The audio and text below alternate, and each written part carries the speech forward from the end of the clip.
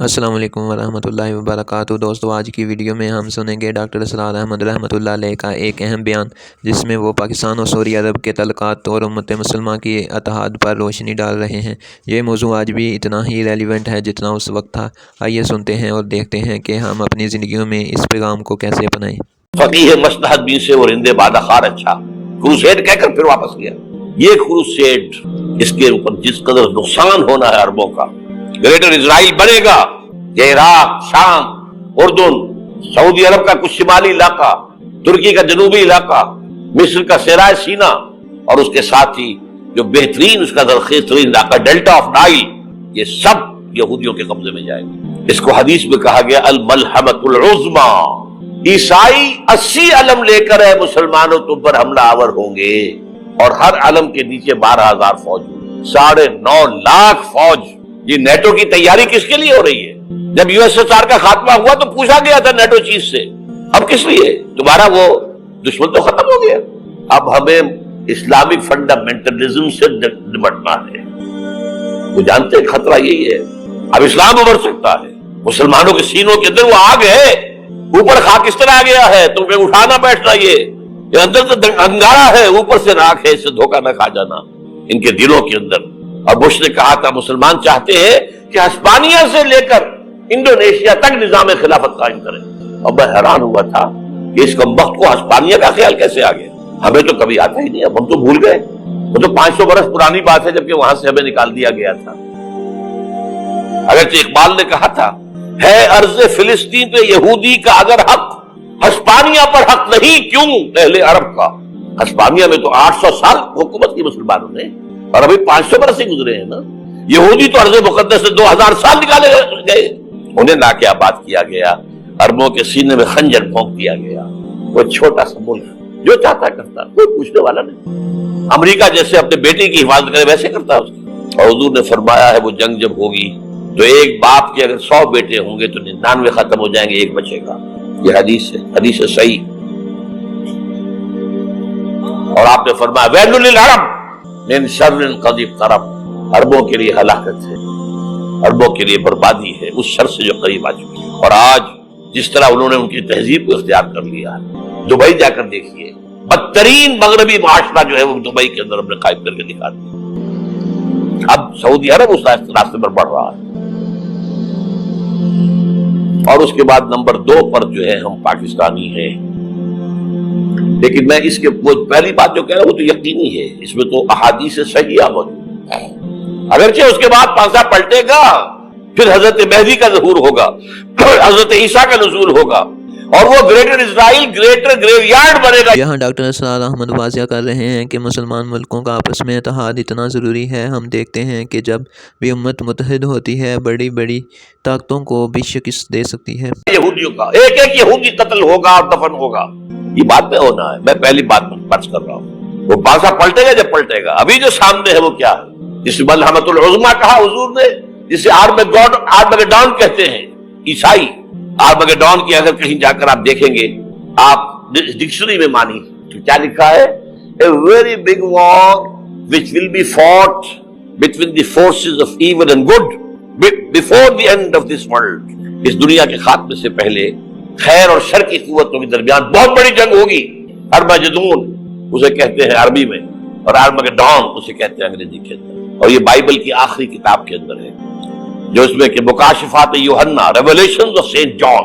یہ تو میں کہہ رہا ہوں یقین کے ساتھ، اور زیادہ دور نہیں ہے، آیا چاہتا ہے۔ اس لیے کہ یہودیوں کا اور عیسائی جو کنزرویٹوز ہیں، نیو کنزرویٹوز، ان کا 5 نکاتی ایجنڈا ہے متفق علیہ، جس کے تحت یہ جنگ صلیبی شروع کی گئی۔ تو سن لیجئے آپ، آرمگیڈون نمبر 1، گریٹر اسرائیل قائم ہو جانا اس کے نتیجے میں نمبر 2، مسجد اقصی اور قبۃ الصغریٰ کو گرانا نمبر 3، وہاں 3rd ٹیمپل، وہ مسجد جو حضرت سلیمان نے بنائی تھی 1000 قبل مسیح میں، پھر برباد کی تھی نبوکدنضر نے، دوبارہ بنائی گئی، پھر دوبارہ ختم ہوئی 70 عیسوی تک گری پڑی۔ ان کا خانہ کعبہ گرا ہوا ہے 70 عیسوی سے لے کر آج تک۔ ایک دیوار ہے ویلنگ وال، جہاں جاتے ہیں، روتے ہیں، پیٹتے ہیں، ماتم کرتے ہیں، وہاں وہ بنے گا 3rd ٹیمپل۔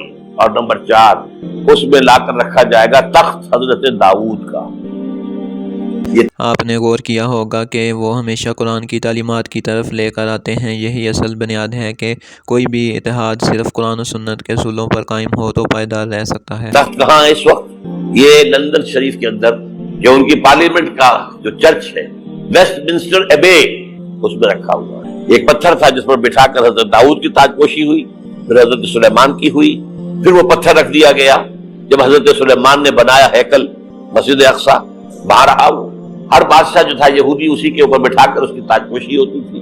سن 70 میں ٹائٹس نے گرایا اسے ہیکل کو، وہ پتھر لے گیا، وہاں سے روم گیا، روم سے آئرلینڈ گیا، آئرلینڈ سے اسکاٹ لینڈ آیا، اسکاٹ لینڈ سے انگلینڈ آیا، اور اب وہ رکھا ہوا ہے 14ویں صدی عیسوی سے آج تک۔ وہ ویسٹ منسٹر ایبے میں رکھا ہوا، ایک کرسی کی سیٹ میں اسے بنا دیا گیا ہے تخت کی شکل۔ اب انگریزوں میں کوئی ملکہ ہو، کوئی بادشاہ ہو جس کی بھی تاج پوشی اس میں ہو، یہ لا کر رکھا جائے گا تھرڈ ٹیمپل میں، اور اس پر یہودیوں کے خیال کے مطابق ان کا مسیحا آئے گا جو مسیح دجال ہوگا، عیسائیوں کے خیال کے مطابق حضرت عیسیٰ آئیں گے، وہ ہمارا بھی خیال ہے حضرت عیسیٰ آئیں گے علیہ السلام۔ بہرحال یہ تو بات کی باتیں ہیں نا، اس وقت جو عرض کر رہا ہوں عربوں پر بہت بڑا عذاب، اور پاکستان کا معاملہ، یہ نقطہ آج بھی ہمارے لیے سبق ہے۔ پاکستان اور سعودی عرب کا اتحاد صرف سیاسی نہیں بلکہ دینی بنیاد پر ہونا چاہیے۔ البتہ یہ میں یقین سے نہیں کہہ سکتا، ہینگنگ ان دی بیلنس، ہو سکتا ہے اللہ تعالیٰ ہم پر رحم فرمائے، ہو سکتا ہے اگرچہ اسی پہ شرائط ہوگی۔ چمن کے مالک اگر بنا لے موافق اپنا شعار، اب بھی چمن میں آ سکتی ہے پلٹ کر چمن سے روٹھی بہار، اب بھی ہو سکتی ہے۔ اور یہ بھی ہو سکتا ہے کہ اللہ تعالیٰ نے موجزانہ طور پر ہمیں ملک دیا، ہم نے اللہ سے بدعہدی کی، وعدہ خلافی کی، غداری کی، لہذا سزا دی جائے اور ہم سے یہ ملک چھین لیا جائے۔ It's just possible. دور نہ سمجھے، اسے انہونی بات نہ سمجھے۔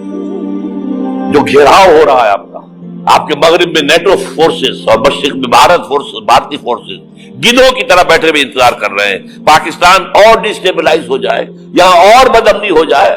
اب لاہور میں پھر آج دھماکے ہو گئے ہیں، 2 دن پہلے کا دھماکہ میں سہ کے آیا ہوا ہوں، آپ کے سامنے بیٹھا ہوں، وہ جانے بچی ہیں۔ جو ہماری اکیڈمی کا حشر ہوا تو میں آپ کو نہیں بتا سکتا۔ یہ سارا کیوں ہو رہا ہے؟ تاکہ یہاں بدامنی ہو جائے اور ہمیں جواز مل جائے، مغرب سے نیٹو فورسز داخل ہو جائیں، مشرق سے بھارتی فورسز آ جائیں، اور ہمارے ایٹمی دانت توڑ کر اور پھر ہمیں بھارت کے سامنے ڈال دیا جائے۔ نو ڈو ایز یو لائک، یہ ان کا نقشہ ہے۔ ہوگا کیا وہ اللہ جانتا ہے، ہوگا وہ جو اللہ چاہے، لیکن اللہ کا چاہنا جو ہے وہ کس پر منحصر ہے؟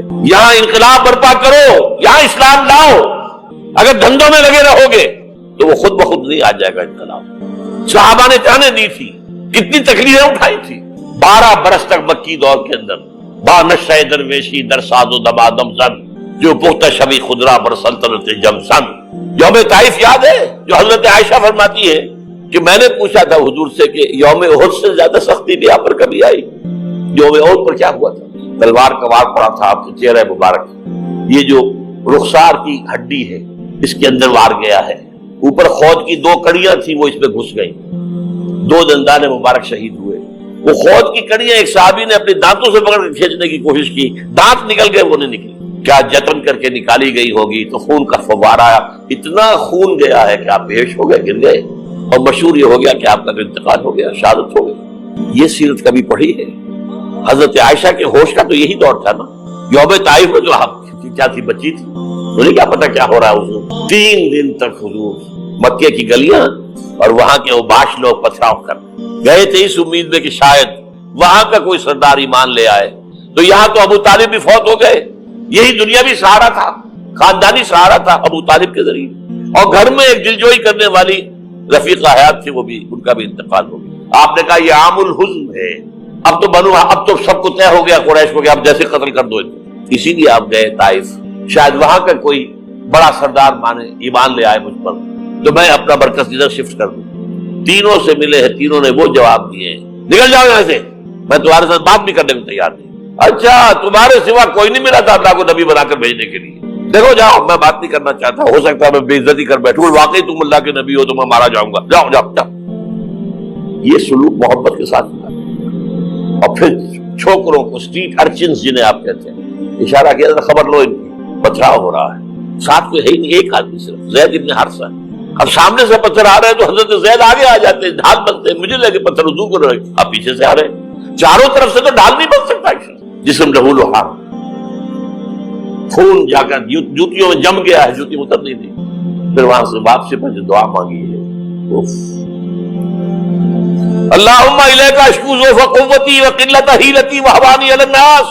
अल्लाह तेरी जनाब में फरियाद लेकर आया हूं अपनी कुव्वत की कमी का, असकर कब्र दोरी न हो जाए। और जब सहाबा कुदाले चला रहे हैं तो क्या कह रहे हैं? नहनुल लज़ीना बायऊ मुहम्मदा अलल जिहाद मा बक़ीना अबदा अल्लाहुम्मा ला इशा इल्ला इशुल आखिरा। सहाबा कहते थे हम वो लोग हैं जिन्होंने मोहम्मद से बैत की है कि जिहाद करते रहेंगे जब तक जान में जान निकल जाए तो बात और, जान है, चाहे अभी भूख से कमर दौड़ी हुई जा रही, जान तो है।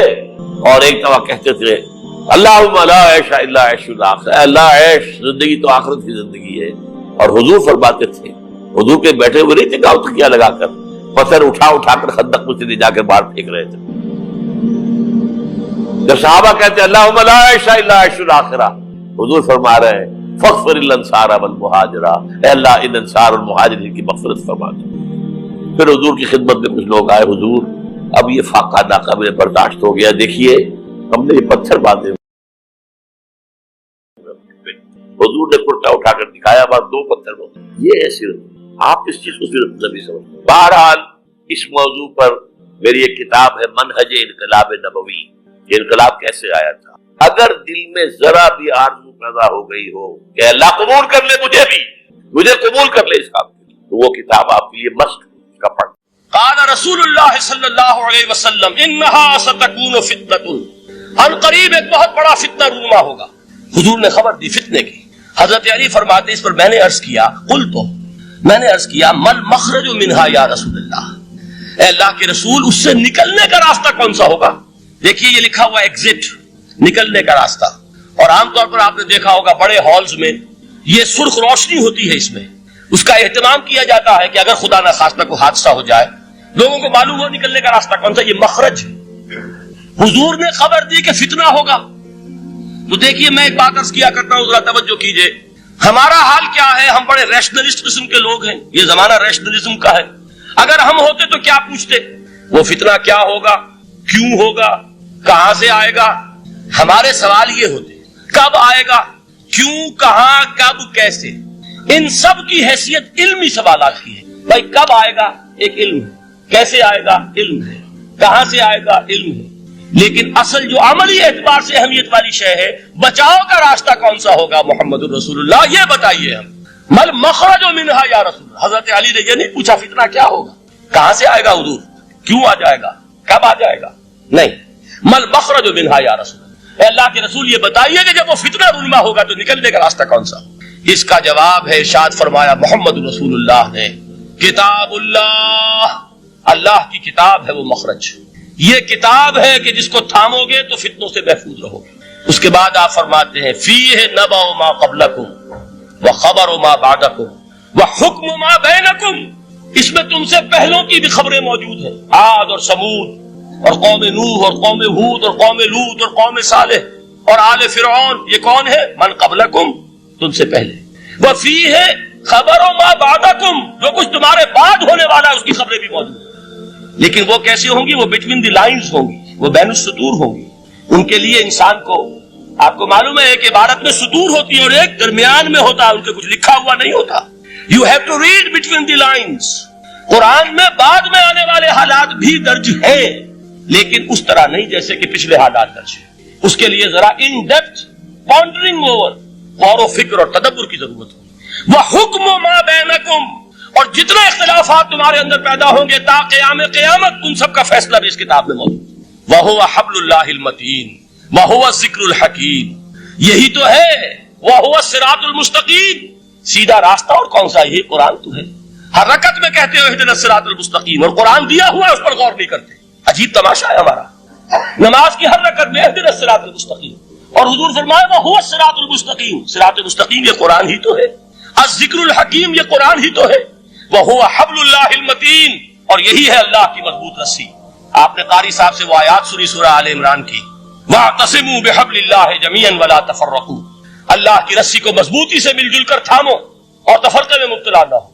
तफरका होगा तो क्या होगा, तुम्हारी हवा उखड़ जाएगी। आज आपको मालूम है दुआले अरब اگر یہ یکجا ہو جائیں ایک دن کے لیے اسرائیل قائم نہیں رہ سکتا، امریکہ نہیں، امریکہ کا باپ اسے قائم نہیں رکھ سکتا۔ اگر امت عرب ہی جمع ہو جائے، عالم اسلام تو بڑی شے ہے، جو وسائل ان کے پاس ہے، جو اللہ تعالیٰ نے ان کو نعمتیں عطا فرمائی، لیکن افتراق، انتشار، اختلاف، جتھے بندی، گروہ بندی، دھڑے بندی، اس نے اسرائیل کا خنجر ان کے سینے میں پیوست کیا، اس لیے کہ فَتَذْهَبَ رِيحُكُمْ، اگر تم اختلاف کرو گے تو تمہاری ہوا اکھڑ جائے گی۔ آج وہ ہوا اکھڑ، تو فرمایا وَاعْتَصِمُوا بِحَبْلِ اللَّهِ جَمِيعًا وَلَا تَفَرَّقُوا، اللہ کی رسی کو مضبوطی کے ساتھ مل جل کر تھامو اور تفرقے میں مت پڑو۔ حضور فرما رہے ہیں وہ اللہ کی رسی کون سی؟ ہوا حبل اللہ المتین، یہی قرآن ہے اللہ کی۔ علامہ اقبال نے کیا خوب کہا ہے، علامہ اقبال نے قرآن اور حدیث کے حقائق کو جس طریقے سے اشعار کا جامہ پہنایا ہے، وہ تو خود کہتے ہیں گوہر دریائے قرآن سفتام، میں نے قرآن مجید کے دریا سے موتی نکال کر۔ دوستو آپ کا کیا خیال ہے؟ کیا آج کی مسلم دنیا اس نصیحت پر عمل کر رہی ہے؟ کیا ہم واقعی ایک دوسرے کے ساتھ ایسے کھڑے ہیں جیسے ایک جسم کے اعضاء ہوتے ہیں؟ اپنے رائے ضرور کمنٹ میں بتائیں۔ الحمدللہ یہ بیان ہمیں یاد دلاتا ہے کہ اگر ہم قرآن و سنت کے ساتھ جڑ جائیں تو کوئی طاقت ہمیں کمزور نہیں کر سکتی۔ دوستو اگر آپ کو یہ پیغام قیمتی لگا تو ویڈیو کو لائک کریں، شیئر کریں اور چینل کو سبسکرائب کریں تاکہ مزید اسلامی مواد آپ تک پہنچتا رہے۔ جزاک اللہ خیر۔ السلام علیکم ورحمۃ اللہ وبرکاتہ۔